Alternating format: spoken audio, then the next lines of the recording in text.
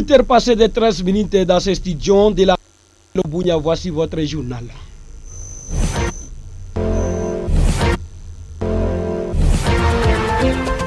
L'association culturelle Lori Aspel en abrégé regroupant le peuple Balé Lendou condamne avec véhémence la persistance de l'insécurité qui a élu domicile à l'est de la République démocratique du Congo. Dans un communiqué rendu public ce vendredi 2024, cette association culturelle note que cette situation est caractérisée notamment par l'avancée des combattants du M23 à province du Nord Kivu. L'administrateur militaire du territoire d'Irumu réaffirme l'engagement du commandant des opérations en Ituri d'en finir avec les aventures des rebelles Zougandé Adjef et leur supplétif. Les détails tout à l'heure aussi dans ces radios-journal. Les autorités militaires ont appelé à sécuriser les usagers de la route nationale numéro 4 entre ses commandants Luna, le permanent, ainsi qu'un d'évacuer librement à leurs occupations quotidiennes. Les détails aussi à tout à l'heure dans ces radios-journal. Tels sont les titres qui constituent l'ossentir de cette édition vespérale de la radio Maïndelo Bouya. Bienvenue à tous, à tout à l'heure, on revient avec les détails. Ce journal vous est présenté par Jospé Ouajorkim. La mise en onde de Manix. Commençons par cette actualité. L'association culturelle Lori Asbel en abrégé regroupant le peuple Balé Lendou condamne avec véhémence la persistance de l'insécurité qui a élu domicile à l'est de la République démocratique du Congo. Dans un communiqué rendu public ce vendredi 20 décembre 2024, cette association culturelle note que cette situation est caractérisée notamment par l'avancée du combattant du M23 à province du Nord Kivu et également la multiple des violences armées à territoire d'Indjougou et Evre selon elle le deux groupes armés rivaux, la Codeco et Isaïr. Voici l'extrait de la lecture de ces communiqués de presse tels que lui par son porte-parole René Tchelo dans ses propos recueillis par Maïndelo Bouya. L'association culturelle Lori, à la sigle, regroupant le peuple Balé Lendou, constate avec regret la flambée des violences en territoire de Ndjougou. C'est concomitamment avec la reprise des hostilités au Nord Kivu par les agresseurs rwandais du M23-AFC. À la base de ces violences, des groupes armés rivaux, Codeco, Zaïre, qui se réclament malheureusement défendre leurs communautés respectives. À cela s'ajoute un phénomène étrange appelé Yuda dans la région de Bandroma et ses environs, phénomène ressemblant à une mafia internationale. Le malfaiteur non autrement identifié tue sans pitié des populations et suce les sangs de leurs victimes de manière atroce. Plusieurs civils des sujets Lendou sont maladroitement massacrés dans ce phénomène de suceur de sang. Dans une courte période de moins de 2 mois, plus de 25 civils sont tués. En outre, les groupes armés Zaïre, principalement composés de membres de la communauté Hema et alliés au M23, multiplient régulièrement des attaques contre la population en territoire d'Indjougou, ciblant principalement la population Lend, ce qui constitue malencontreusement un alibi aux ripostes proportionnelles de leurs rivaux, les miliciens de Codeco. À titre d'exemple, le 20 novembre 2024, un enfant de 5 ans tué au village Miba par les miliciens Zaïre en provenance du site Ro. Le 4 décembre 2024, M. Oukbamandro Germain Lambert tué dans une embuscade à Lida au groupement Deja. Le 12 décembre 2024, M. Baraka tué au village Chachou Ngaou au groupement Gobi par la même milice.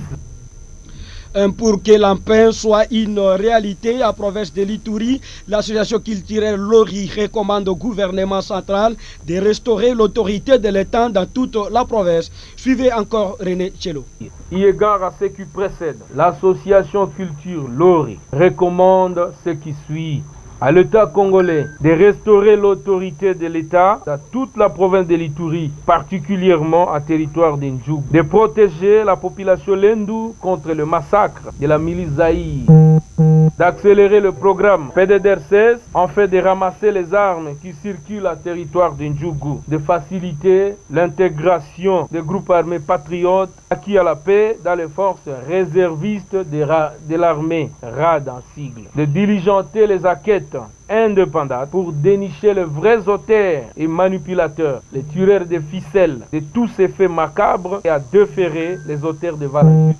Au groupe armé rivaux Zahir et Codeco, Zahir de se désolidariser du complot contre la République, de cesser de collaborer avec les terroristes MV3 RDF, de cesser de provocations, d'arrêter de s'en prendre aux populations civiles innocentes, d'adhérer dans le programme PDDR 16 et RAD. Au groupe armé Codeco, de résister à des provocations et éviter des ripostes disproportionnelles, d'arrêter de s'en prendre aux populations civiles innocentes, d'adhérer dans le programme PDDR 16 et RAD. Aux communautés de l'Itourie, de renforcer l'unité, la cohésion à travers l'UNADI, de continuer de travailler pour une paix sincère, sans hypocrisie, aux côtés de l'État congolais.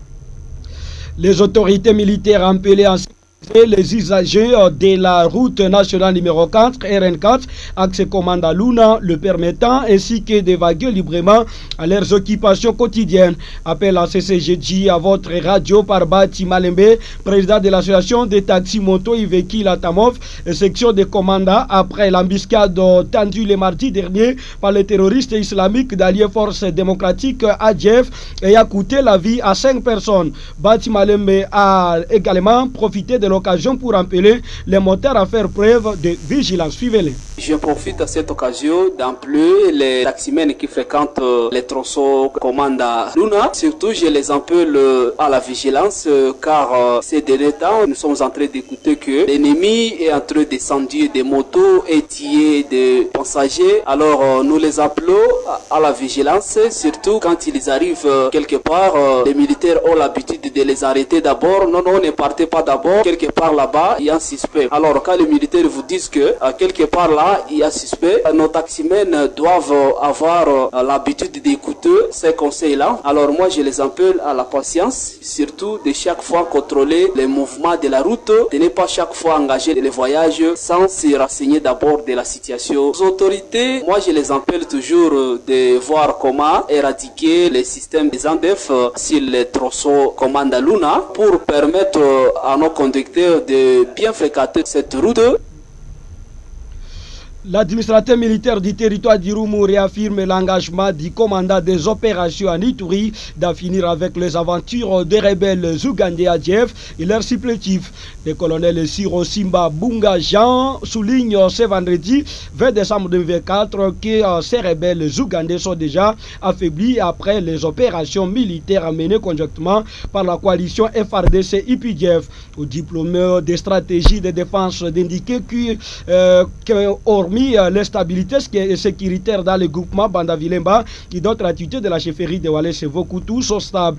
Je vous propose de suivre le colonel Siro Simba Bungaja dans cet élément sonore. Nous avons quand même fait un travail pour qu'on arrive à stabiliser certaines zones jadis en proie à l'activisme des groupes armés étrangers et locaux. Les opérations menées sur terrain, là je parle dans la partie sud du territoire d'Irumu, ont amélioré la situation sécuritaire de la zone parce que les bastions finalement des ADF ont été détruits et pour l'instant ces terroristes sont en errance et à petits groupes, donc affaiblis, et de leur passage, c'est ce que vous entendez, il y a ça et là, il y a des petites incursions, mais je pense que les stratégies sont en train d'être peaufinées pour en finir avec cette aventure, avec une coordination des opérations dans cette partie,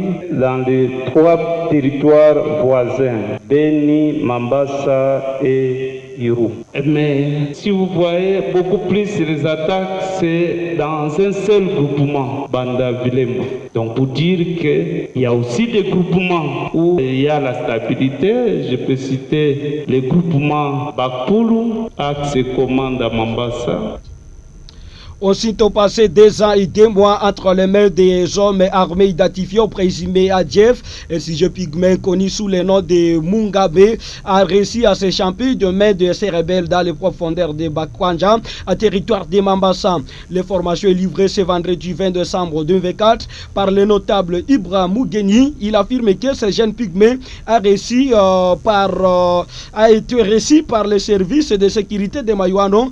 Jeudi, puis il a été remis dans sa famille. On écoute Ibra Mugeni au téléphone de la RC Mbounia. Oui, effectivement, en date du 19 décembre 2024, nous avons reçu au village de Mayouano, en chefferie de Babila Bakwanza, un garçon pygmée rescapé des ADF Nalu. Il avait déjà fait entre les mains des sanguinaires ADF 2 ans et 2 mois. Alors, ils étaient pris comme otages lors de l'exécution du rebelle ADF Nalu au village de Mayouano un certain samedi 1er octobre 2022. D'après le rescapé, M.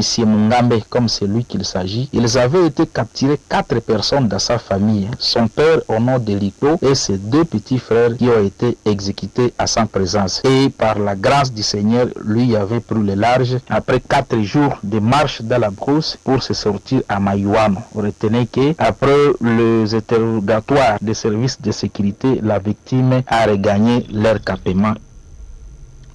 Le commissaire supérieur principal Paluku Makeus Ari a tenu une grande parade de la fin de l'année ce vendredi 20 décembre 2024 à Isiro, chef-lieu de la province de Haut-Ouélé, dans les soucis de donner de nouvelles directives aux policiers des garnisons d'Isiro.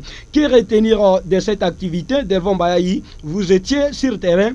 Balance-nous dans ce reportage. Cette parade des éléments de la police nationale congolaise, garnison d'Isiro, s'est déroulée dans un climat de rigueur et de discipline au bureau du commissariat provincial de la police nationale du Haut-Ouélé. 3 points ont été mis à l'ordre du jour, notamment la sécurisation des civils avant, pendant et après les fêtes de Noël et de Nouvel An, la discipline des troupes et l'interdiction aux chauffeurs de jeep de la police de rouler au-delà des 30 km à l'heure. Cette mesure vise à prévenir les accidents de la route et à assurer la sécurité des policiers et même. La parade a été marquée par la présence du vice-gouverneur de la province du Haut-Ouélé, l'excellence Christophe Daramatata, qui félicite la police nationale congolaise du Haut-Ouélé pour le travail avant de remettre des vivres et non-vivres aux policiers, ainsi qu'une enveloppe de 5 000 francs à chacun de 256 policiers, dont le prime est bloqué en Kinshasa. Christophe Daramatata. Il a appelé à lui de nous mandater, venir donner une quantité de vivres et de non-vivres aux policiers et également une assistance d'ordre financier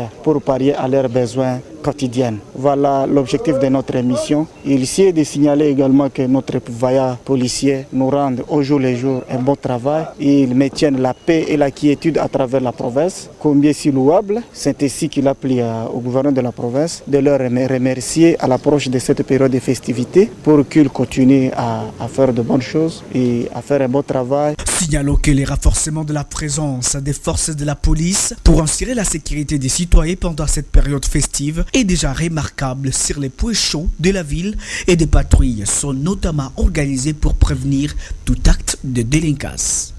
La jeunesse de la chefferie de Walendu Bindi est appelée à s'adapter à certains nombres de comportements liés avec la festivité afin qu'aucun accident ne soit enregistré. L'appel est de M. Gervais Anga, président intérimaire de cette structure juvénile à chefferie de Walendu Bindi au sud du territoire d'Irumu ce vendredi 20 décembre 2024 à Guétuentan. Ceci en marge de journée festive de Noël et de Nouvel An qui pointent à l'horizon. Suivez-les. À l'occasion, nous nous faisons le devoir de vous les rappeler afin que ces deux fêtes se passent sans incident dans notre attitude. Voici quelques attitudes ou comportements à observer. Les jeunes de la chefferie de Walendu Bindi doivent comprendre que les jours des fêtes ressemblent aux autres jours. Ils doivent d'ores et déjà travailler pour préparer ces fêtes afin d'éviter les vols sous toute forme. Ils doivent être vigilants durant cette période afin de barrer la route aux ennemis de la République qui l'endeuillent dans sa partie est. De ce fait, ils doivent signaler tout mouvement suspect des personnes inconnues au service de défense et de sécurité dans leurs zones respectives. Le conseil local de la jeunesse évite les parents à bien encadrer leurs enfants dans cette période à leur interdisant la participation